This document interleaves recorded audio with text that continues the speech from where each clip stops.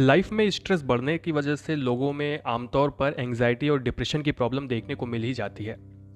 दोस्तों, एक ऐसी प्रॉब्लम होती है जो व्यक्ति के लाइफ को बिल्कुल ख़राब कर देती है। आज की वीडियो में हम बात करने वाले हैं कि एंग्जाइटी और डिप्रेशन होता क्या है, इसके क्या कारण होते हैं और आप इसके लक्षण से इसको कैसे पहचान सकते हैं। इसके अलावा इसके ट्रीटमेंट में कौन कौन सी मेडिसिन दी जाती है। वीडियो शुरू करने से पहले आपको बता दें कि ये वीडियो केवल आपकी जानकारी के लिए है। कभी भी वीडियो देखकर आप एंग्जाइटी और डिप्रेशन का ट्रीटमेंट करने की खुद से कोशिश ना करें। बिना डॉक्टर की सलाह के इसका ट्रीटमेंट करने पर आपके लाइफ के लिए खतरनाक हो सकता है। इस वजह से कोशिश करें कि जब भी आपको इसकी प्रॉब्लम होती है तो अपने डॉक्टर से ज़रूर मिलें। जानकारी के लिए आप ये वीडियो देख सकते हैं। तो दोस्तों, मैं हूं नीरज राय और स्वागत है आपका फार्मा हर्ट्स में। आज की वीडियो में हम बात करने वाले हैं एंग्जाइटी और डिप्रेशन के ट्रीटमेंट की। सबसे पहले अगर बात की जाए कि एंग्जाइटी और डिप्रेशन होता क्या है, तो एंग्जाइटी डिप्रेशन का प्रारंभिक रूप होता है, यानी शुरुआती रूप होता है।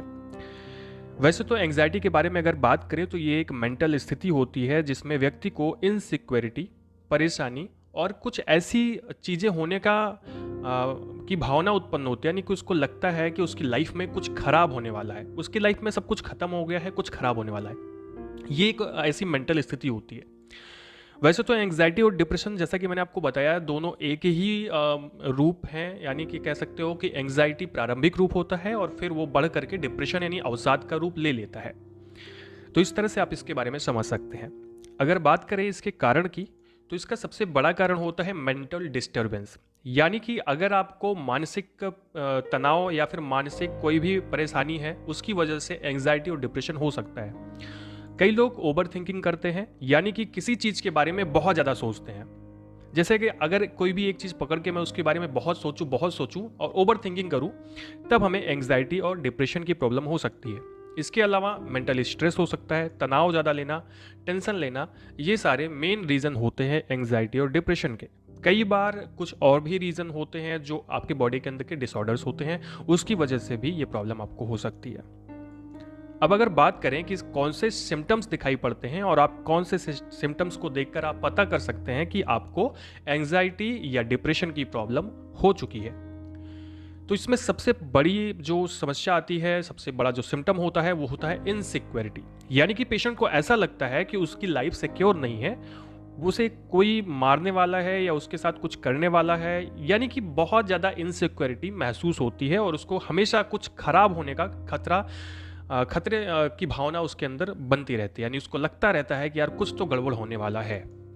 इसके अलावा चिड़चिड़ापन हो सकता है, इरिटेबिलिटी हो सकती है, जरा सी बात करोगे तो उसे गुस्सा आएगा। इसके अलावा लैक ऑफ कंसंट्रेशन हो सकता है, यानी कि एकाग्रता में कमी हो सकती है, आप वो किसी चीज़ पे फोकस नहीं कर पाएगा।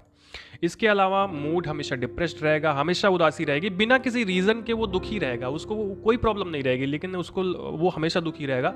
तो ऐसी कंडीशन हो सकती है एंग्जाइटी और डिप्रेशन की। इसके अलावा उसके अंदर नेगेटिव थॉट्स हमेशा आती रहती है और हमेशा उसको लो फीलिंग आती है। लो फीलिंग का मतलब ये कि उसको ये लगता है मेरे पास कुछ नहीं है, मेरी ज़िंदगी एकदम ख़राब है, लोग मतलब मैं किसी लायक नहीं हूँ। उसके बाद नेगेटिव थॉट्स बहुत सारे आते रहते हैं, यानी कि कुछ भी वो काम करने चलता है तो उसको लगता है अब नहीं कर पाऊँगा। कुल मिला के ये सारी चीज़ें जो है सिम्टम्स दिखाई पड़ती है। इसके अलावा नींद की कमी हो सकती है, इंसोम्निया हो सकता है, एनोरेक्सिया हो सकता है, खाना खाने का मन नहीं करता है, भूख नहीं लगती है।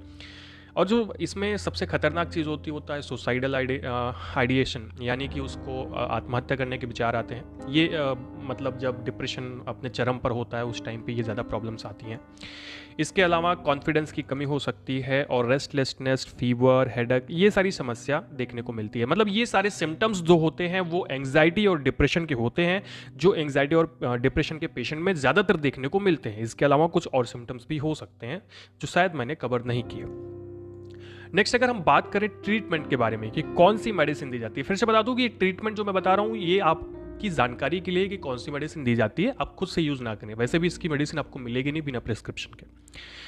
दोस्तों, ट्रीटमेंट के बारे में अगर बात करें तो इसमें एंग्जाइटी की अगर हम बात करें तो शुरुआती तौर में आपको ऐसी मेडिसिन दी जाती हैं जो आपको सुलाने वाली होती हैं, सेडेशन वाली होती हैं, जिसमें अल्प्राजोलम सबसे ज़्यादा यूज की जाती है, 0.5 mg की टैबलेट।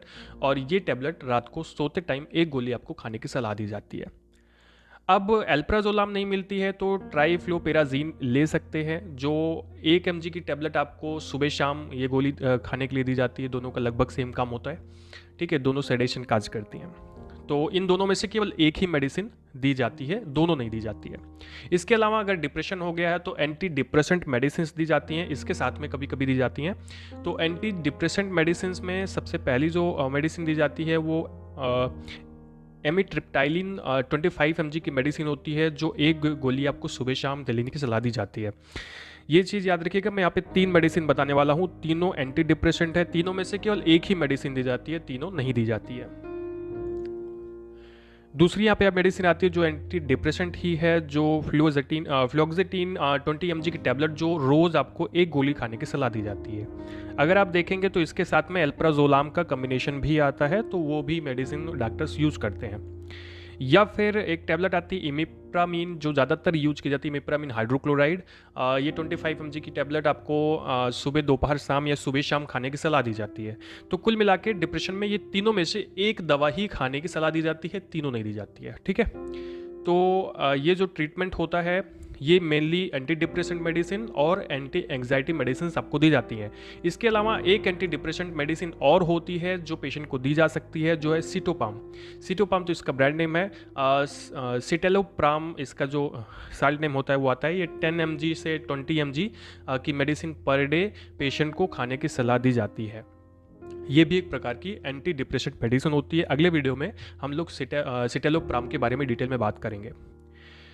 तो ये सारी मेडिसिन एंटी डिप्रेसेंट मेडिसिन होती हैं। इसके अलावा पेशेंट को उसके बॉडी को कवर करने के लिए, उसके बॉडी की हेल्थ को मेंटेन करने के लिए कुछ मेडिसिन, कुछ इंजेक्शंस दिए जाते हैं। वो कौन से होते हैं? तो इसमें न्यूरोबियान इंजेक्शन पेशेंट को दिया जाता है, जिसमें मिकोबालामिन, पायरिडॉक्सिन हाइड्रोक्लोराइड और निकोटिनामाइड होता है। ये IM इंजेक्शन पेशेंट को दिया जाता है ताकि उसको उसकी बॉडी को स्ट्रेंथ मिलती रहे।